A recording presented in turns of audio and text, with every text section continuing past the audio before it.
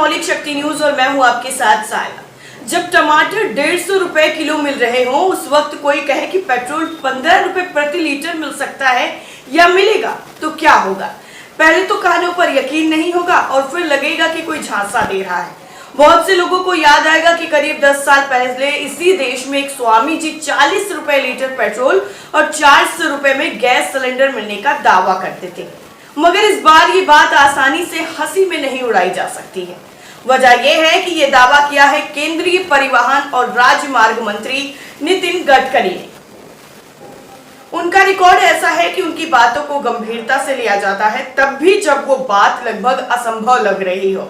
नितिन गडकरी ने यह दावा पिछले हफ्ते राजस्थान में किया। उन्होंने प्रतापगढ़ में एक जनसभा में कहा कि अगले महीने वो टोयोटा कंपनी की ऐसी गाड़ियां लॉन्च करने जा रहे हैं जो एथेनॉल पर चलेंगी। इसके साथ ही उन्होंने हिसाब बताया कि 60% एथेनॉल और 40% बिजली का इस्तेमाल होने लगा है तो पेट्रोल का भाव 15 रुपए प्रति लीटर हो जाएगा। यही नहीं, उन्होंने ये भी दावा किया कि देश का किसान अब सिर्फ अन्नदाता ही नहीं बल्कि ऊर्जादाता भी बन जाएगा। गडकरी ने कहा कि कच्चे तेल के इंपोर्ट पर खर्च होने वाले 16 लाख करोड़ रुपए किसानों के घरों में जाएंगे, जिससे गांव समृद्ध और संपन्न बनेंगे। 60% एथेनॉल और 40% बिजली का गणित कैसे जोड़ा गया, ये शायद कुछ बाद समझ में आ जाएगा। मगर इतनी बात तो साफ है कि उन्हें एथेनॉल में पेट्रोल का विकल्प नजर आ रहा है। ये कोई अनोखी बात भी नहीं है। भारत की नहीं, दुनिया के अनेक देश पेट्रोल और डीजल के विकल्प के रूप में एथेनॉल के इस्तेमाल पर जोर दे रहे हैं। खासकर पिछले एक दशक में दुनिया भर की सरकारें प्रदूषण घटाने के लिए ऐसे ईंधन को बढ़ावा दे रही हैं, जिनसे कम धुआं या कार्बन डाइऑक्साइड जैसी गैस निकले। एथेनॉल को ऐसा ही ईंधन माना जाता है। हालांकि ये बात साफ समझ लेनी चाहिए कि एथेनॉल असल में इथाइल अल्कोहल या स्पिरिट का ही दूसरा नाम है। वही अल्कोहल जो शराब बनाने में इस्तेमाल होती है। इसे गन्ने, मक्के या दूसरे अनाज, फलों और आलू के अलावा रद्दी कागज से भी बनाया जा सकता है। गडकरी जी ने किसानों को ऊर्जादाता इसलिए कहा, इसके उत्पादन में ज्यादातर कच्चा माल किसानों के खेतों और बागों से ही आता है। सरकार एथेनॉल को बढ़ावा देने में जुटी हुई है और नीति आयोग ने 2020 से 2025 के बीच ईंधन में एथेनॉल मिश्रण का अनुपात बढ़ाकर 20% तक पहुंचाने के लिए बाकायदा एक रोड मैप जारी किया है। उसके हिसाब से पिछले साल जून में भारत पेट्रोल में 10% एथेनॉल मिलाने का लक्ष्य हासिल कर लिया। लेकिन आयोग की सिफारिश है कि अब 2025 तक इसे 20% पर पहुंचाने के लिए देश में एथेनॉल उत्पादन की क्षमता मौजूदा 700 करोड़ लीटर से बढ़ाकर 1500 करोड़ लीटर करनी होगी।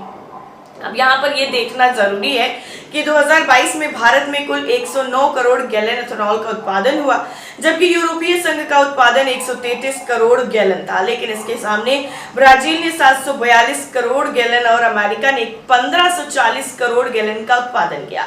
एक गैलन में 5 लीटर होता है। यहाँ ये भी याद रखना चाहिए कि भारत में हर रोज 80 से 90 करोड़ लीटर पेट्रोल और डीजल इस्तेमाल होता है और ये आंकड़ा भी बाकी दुनिया के मुकाबले तेजी से बढ़ रहा है। इसके साथ मिलाने के लिए जो एथेनॉल चाहिए, उसके लिए ना सिर्फ एथेनॉल डिस्टिलरी लगानी होगी बल्कि किसानों को ऐसी फसलें भी लगानी पड़ेंगी जो एथेनॉल के लिए कच्चा माल बना सके। गन्ना, मक्का और गेहूं ऐसी फसलें हैं जिससे एथेनॉल बनाया जा सकता है। लेकिन अब सवाल उठता है कि एथेनॉल की जरूरत पूरी करने के लिए ऐसी फसलें कहां और कैसे उगेंगी। गन्ने की खेती पर पहले ही ये इल्जाम लगता है कि उसमें बेतहाशा पानी खर्च होता है, तो क्या प्रदूषण रोकने के लिए पानी की बर्बादी का आरोप आसानी से बर्दाश्त किया जा सकता है? ये बहुत बड़ा और बहुत गंभीर सवाल है। दूसरा बड़ा सवाल है कि अगर ये फसलें एथेनॉल के लिए इस्तेमाल होने लगी तो क्या बाकी जरूरतों के लिए इनकी कमी या फिर दाम बढ़ाने का खतरा खड़ा नहीं हो जाएगा?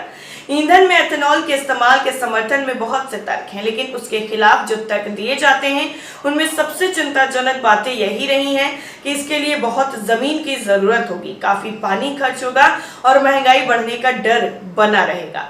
इसके साथ ही ये सवाल भी खड़ा हो जाता है कि अगर एथेनॉल का कच्चा माल ही महंगा हो गया तो फिर उससे बनने वाला ईंधन आखिर सस्ता कैसे रहेगा?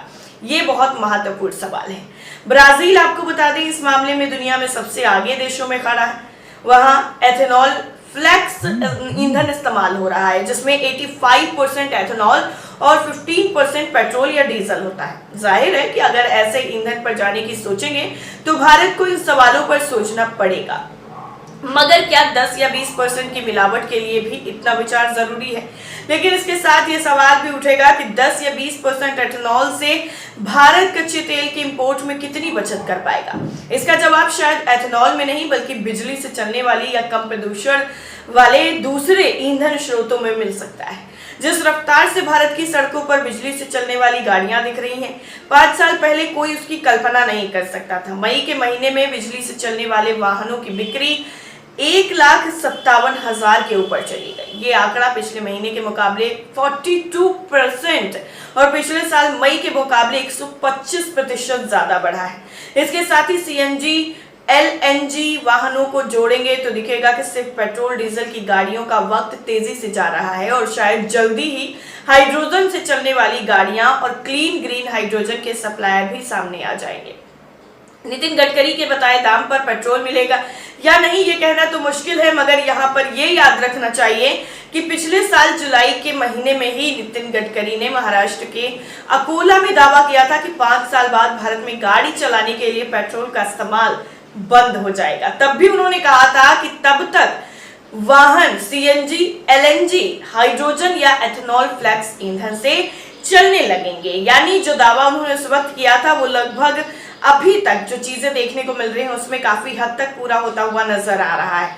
अब ऐसा सोचने वाले वो अकेले भी नहीं है। जो लोग बिजली से चलने वाली गाड़ियां खरीद रहे हैं या खरीदने की इच्छा रखते हैं, उनके बीच हुए सर्वेक्षण बताते हैं कि इनमें से बहुत से लोग सिर्फ खर्च बचाने के लिए नहीं बल्कि इसलिए भी ऐसी गाड़ियां खरीद रहे हैं ताकि वो पर्यावरण को बचाने में हाथ बटा सके। जैसे आपको क्या मानना है नितिन गडकरी के इस बयान पर, कमेंट करके जरूर बताइए।